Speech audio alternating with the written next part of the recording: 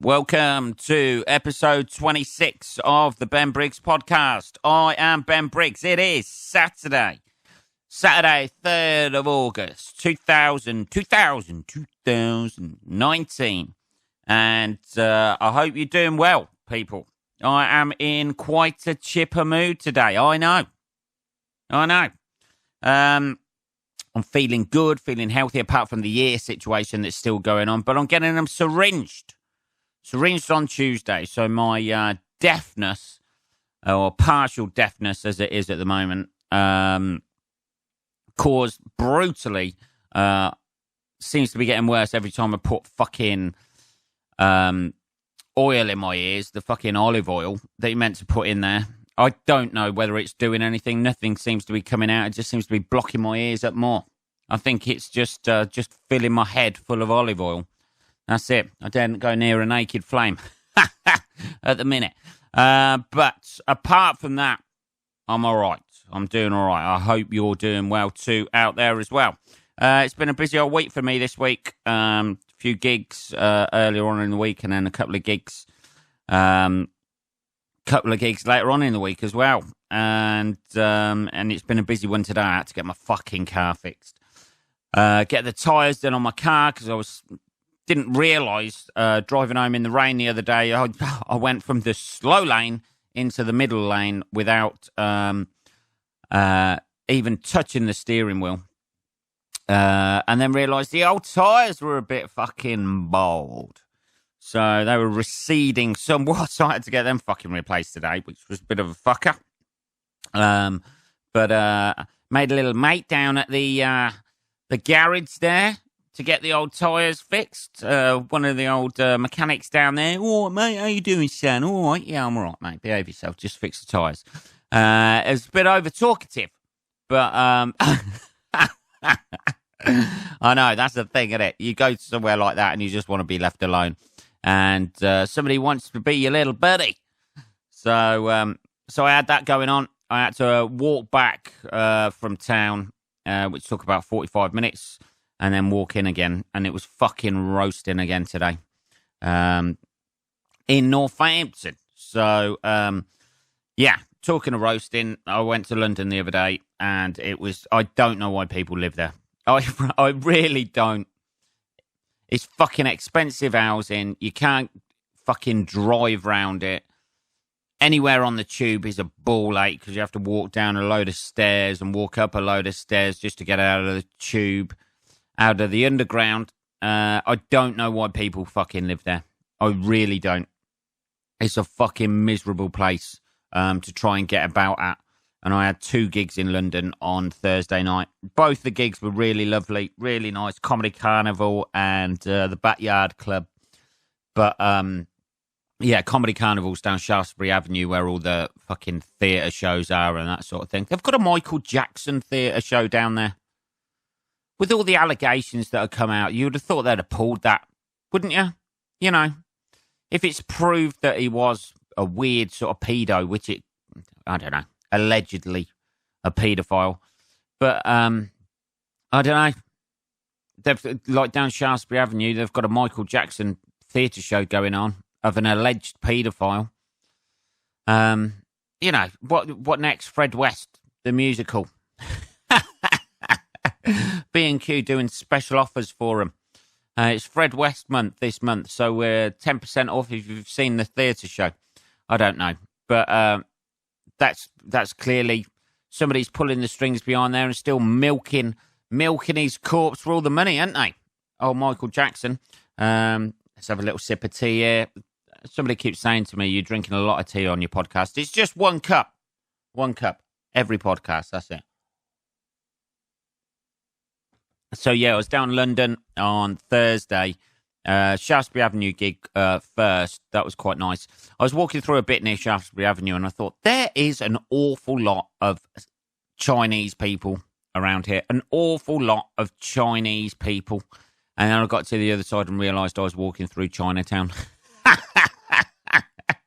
And I even thought Chinese people. I didn't think Southeast Asian people or anything like that. I definitely thought Chinese people.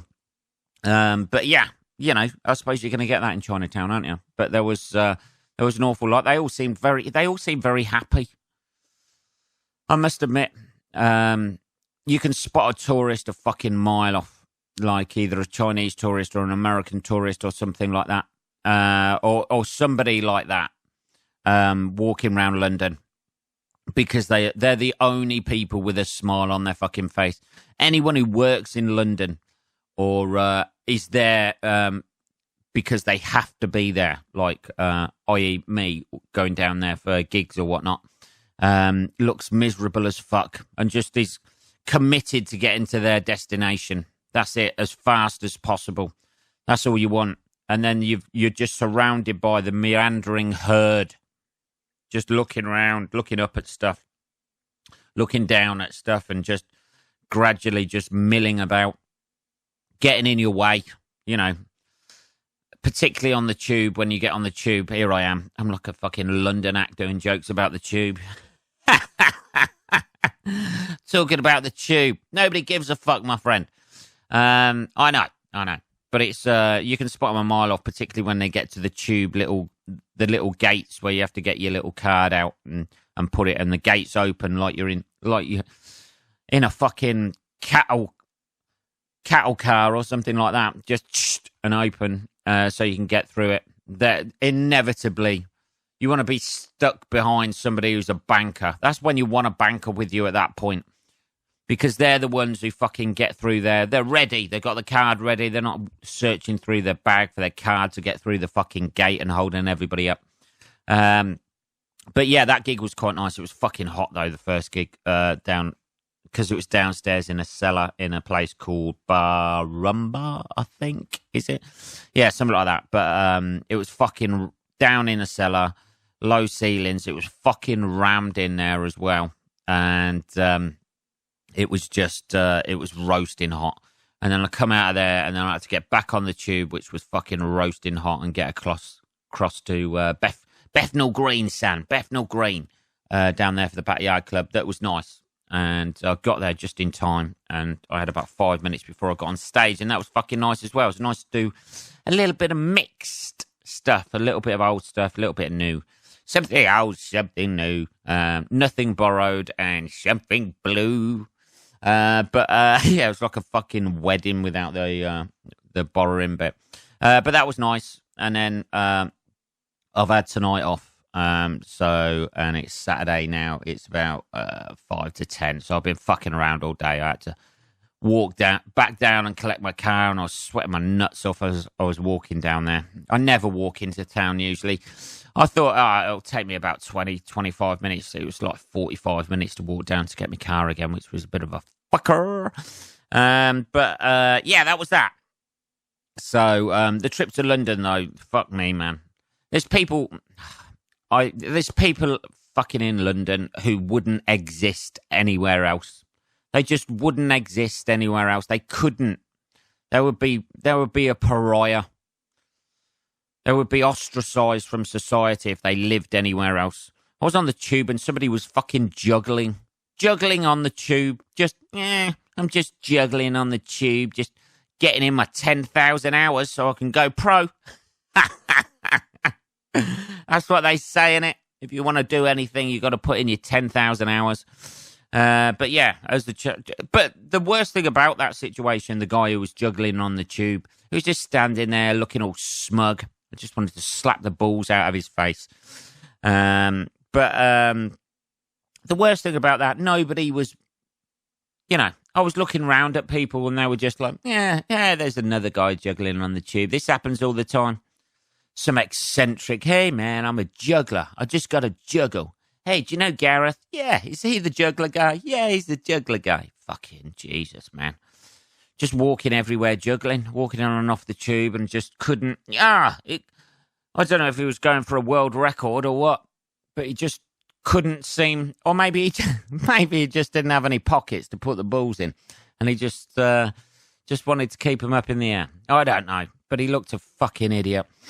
A real pretentious prick with a little smug grin on himself. Look at me defying gravity with my catching and throwing in the air. Ah, Jesus, man. Only in London would something like that. But nobody else seemed bothered about it. Nobody else didn't even react to it. Like this is an everyday occurrence. There's more eccentric people, I imagine, down in London. That's just I don't know, man. And then there was some extremely camp guy who was standing next to me on the platform talking to his mate, just being the loudest. I don't know if he was gay or not, but he was exceedingly camp. And he was just the most annoying, loud camp guy. Hand gestures everywhere and just like looking around, and he almost like nailed some woman with his arm gestures and that sort of thing. It was just like, it was all about him. And I just wanted to as the train was approaching, I just got that urge. I felt myself actually lean forwards towards him just to push him under the train. And that would have been viewed as a hate crime, wouldn't it? They'd have said, oh, it's a hate crime because he was gay. No, it was because he was fucking annoying. That's what it was. I just want to clarify in my confession.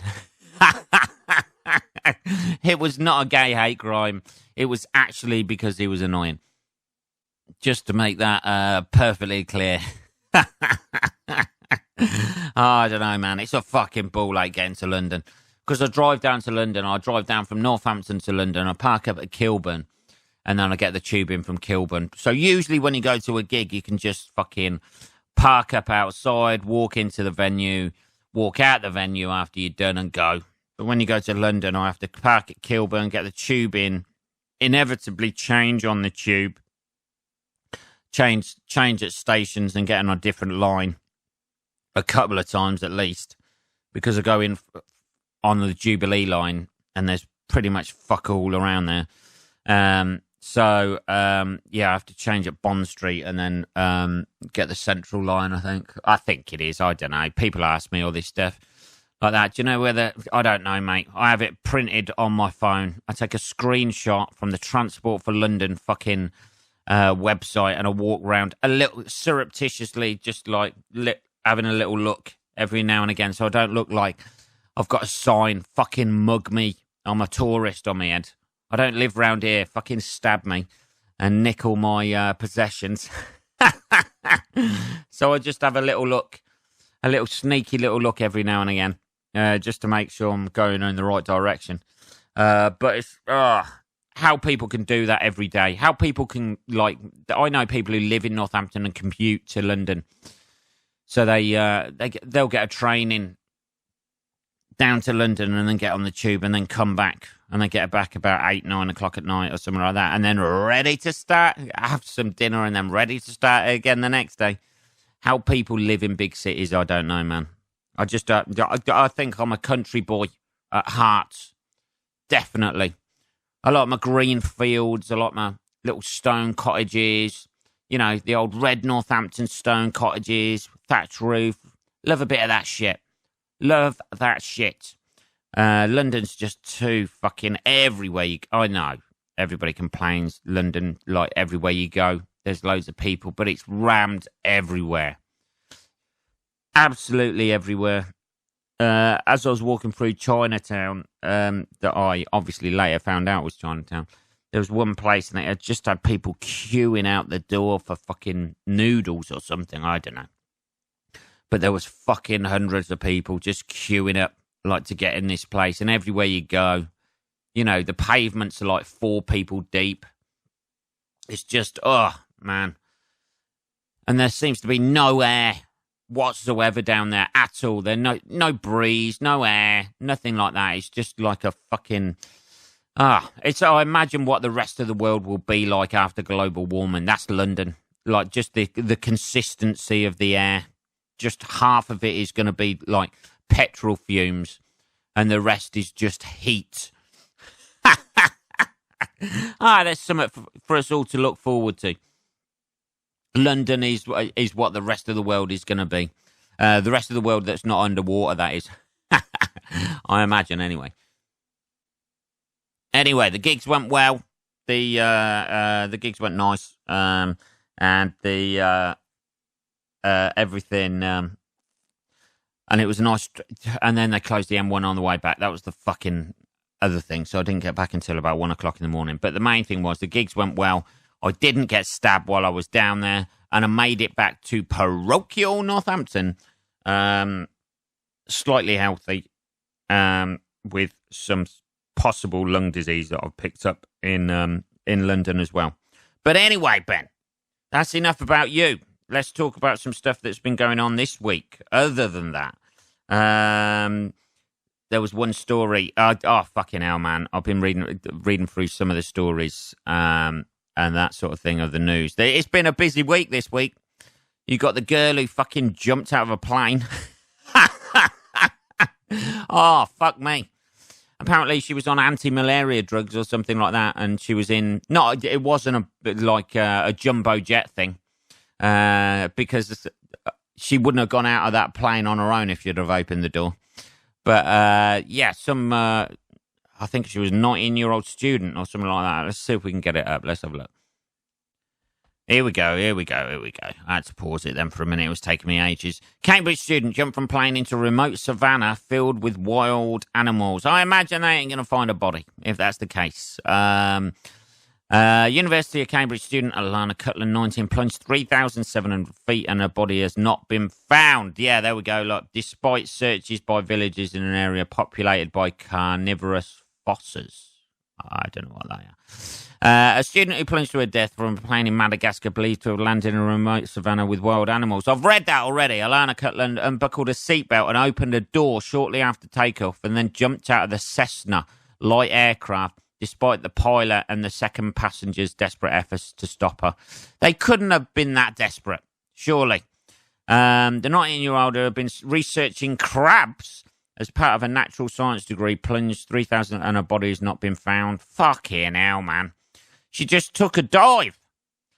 Like that, just thought, fuck it, I've had enough of crabs. Oh, man. I've had enough of crabs. Fuck this, I want to get off my degree course. I'm getting out. Alana had been picked up from a remote lodge where she was taking part in an internship and was on her way back to the UK after her parents became concerned about her. According to reports, she went a bit mental. Did she go mental? Before the student plunged to her death, the pilot and British tourist Ruth Johnson spent about 5 minutes struggling. 5 minutes? Fucking hell. 5 minutes. And then just thought, oh, fuck it. It's fine. She's been struggling to get out of here for 5 minutes. Fuck's sake. She must be committed. Let her go. To hold on to her and prevent her from jumping out the fucking door. Jesus. She jumped out after the pilot and Miss Johnson became exhausted and lost their grip. Oh, Jesus. Fucking hell, man. I'm too tired now. You've had enough. Look, if only the pilot had a fucking Red Bull or an energy drink, he could have saved her. But apparently, so somebody I was speaking to today said she was on anti-malaria tablets, and they can apparently send you a bit fucking doolally. So that's why they think she might have done it. She might have just been... Apparently, she had a bit of a blank expression on her face. The tragic incident happened 15 minutes after the plane took off. Police released a photo of a recreation of what they claim were her final moments inside the plane. Gripping at the door. Oh, yeah. Yeah, that's basically the picture. Police... Yeah. Well, you can imagine... You don't need to recreate her final moments, do you? Of her just plummeting to the ground. You could just, fucking hell, just, Jesus Christ, you don't have to recreate it, do you? There's nobody, fucking hell, it's not like a murder scene and they're looking for a suspect. Or it might be. She might have been just really annoying, just sitting on the plane going, so I'm doing a degree in crabs. I'm at Cambridge, and the pilot and the passengers just went, oh, fucking hell, I can't put up with 4 hours of this. Let's just push her out the door, and they just concocted a story. That could be it. Old Columbo Briggs might have solved this one. That could have been it. And then they'll arrest the fucking carnivorous animals for disposing of the body. I don't know. Oh, sorry. Fucking hell. That could be it, though. You never know. These things happen like that, don't they? These fucking news stories always go like that, don't they? Oh, well, this happened. She just fell down the stairs and fell onto the fucking axe with her forehead.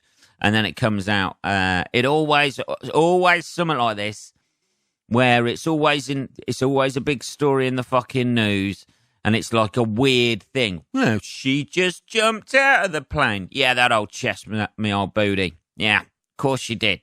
Of course she did. Why you got all her money in your back pocket then? I'm not saying they did it, but I wouldn't be at all surprised if something fishy is up with that. Totally.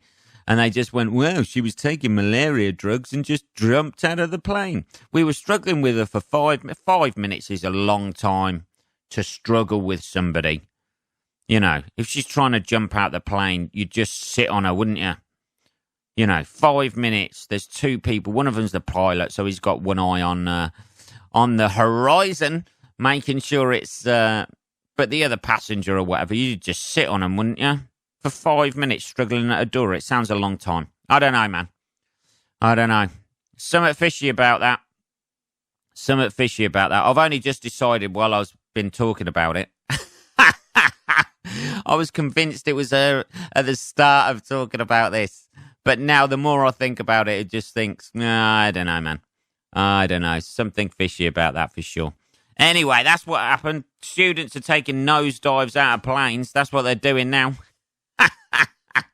Could be the some way. That's one way how to get out of your fucking taking your exams or handing in your dissertation. I've heard.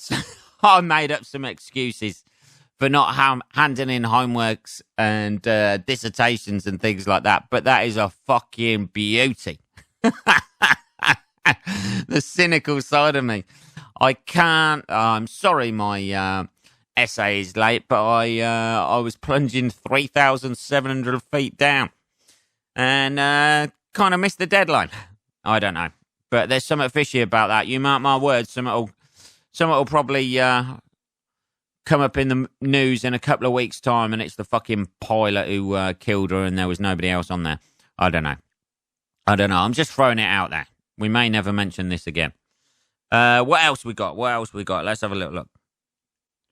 We got the, here we go. We got the old bishop. Now, this is going to be an enlightened view of anything. Gay people exist. Oh, a bishop's come up with a theory of why gay people exist. This is going to be a level-headed look at why gay people exist. Is it because they're born that way? I wonder what the bishop's going to say. Is he going to say that? Usually, they're so level-headed and liberal about things, aren't they? Fucking hell. Let's have a look at this. A picture of the bishop, man. It's got a picture of the bishop as well. He looks like a fucking Furby. He does not look like he has many liberal views behind that massive beard. He looks like an angry fucking Santa Claus. Let's have a look. Gay people exist because... Fill in... And write in your response to this podcast. Gay people exist because... It sounds like a line on fucking... doesn't it, like a question on a question of sport or something like that? Or whose line is it anyway? Gay people exist because... And fill in the rest. Let's see what this bishop says. It's bound to be something enlightened, I'm sure. Gay people exist because pregnant women have anal sex, bishop says. That's why. Oh, he's nailed it. He has nailed it. Everyone out there who is gay, lesbian. What about bisexuals? Is that the, did they miss with the old anal sex and just go for the perineum? Was that it? Just the little bit in between the vagina and anus? Just rubbed a couple of strokes there. Is that it? I don't know. Religious leader, the bishop of... Oh, fucking sorry. I'll start this again. Religious leader, the bishop of Morphu... Oh, fuck that. I'm not saying that. Neophytus has claimed women enjoying anal sex while pregnant is the reason that gay people exist. Speaking of... Oh, man. Oh, Jesus. Speaking... Oh, this makes me laugh. Speaking at a primary school... Fucking hell.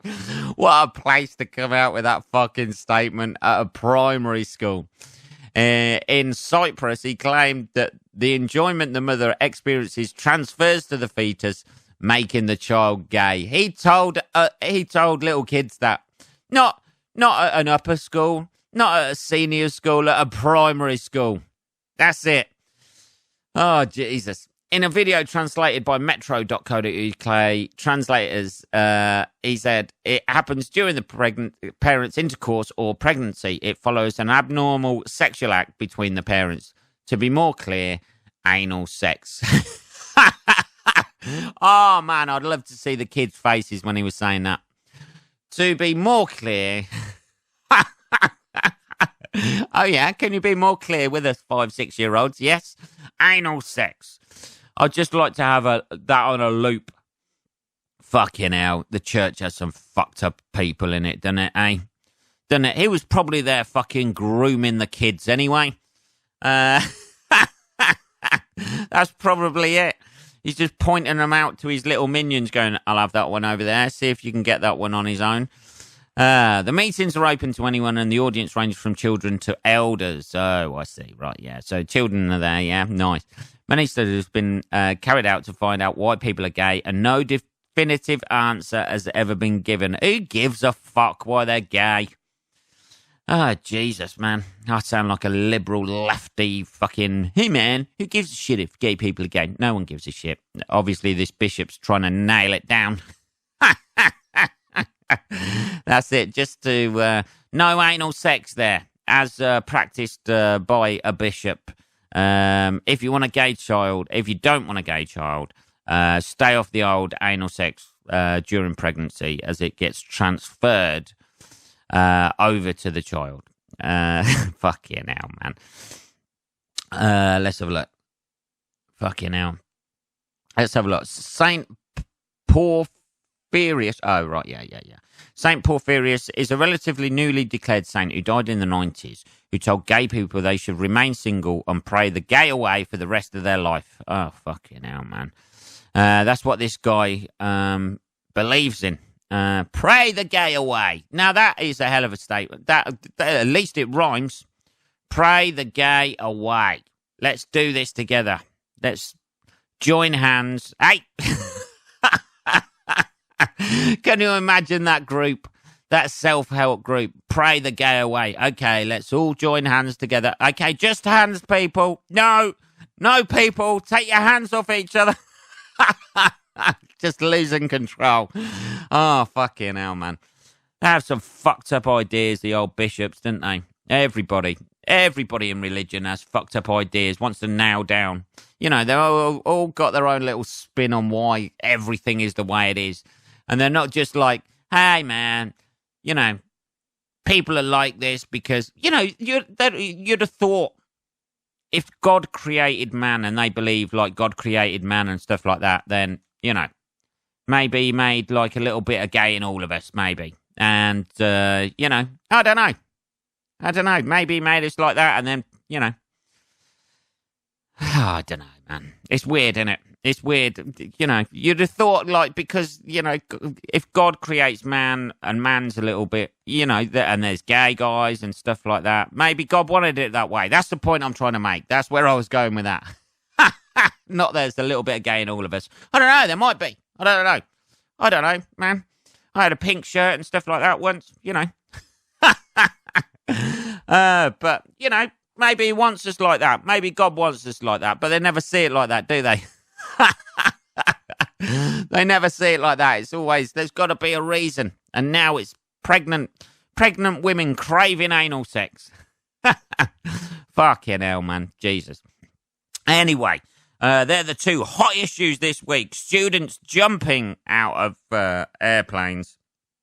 And hopefully not whilst they're pregnant and landing on a dick.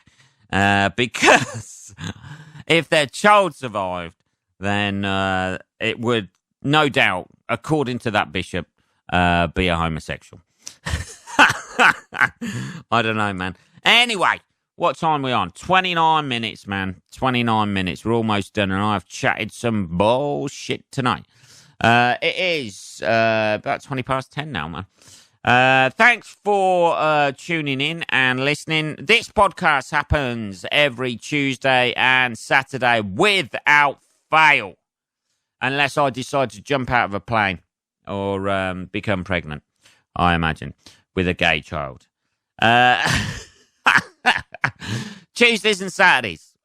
You can subscribe on the Apple Podcast website and the Podbean website. It's just the Ben Briggs Podcast. If you want to like the Facebook page where I post up all the stuff about it as well, it's at the Ben Briggs Podcast. And if you want to contact me at all, it is just podcast@benbriggs.co.uk. I will be back Tuesday, people. Have a good rest of the weekend. Take care.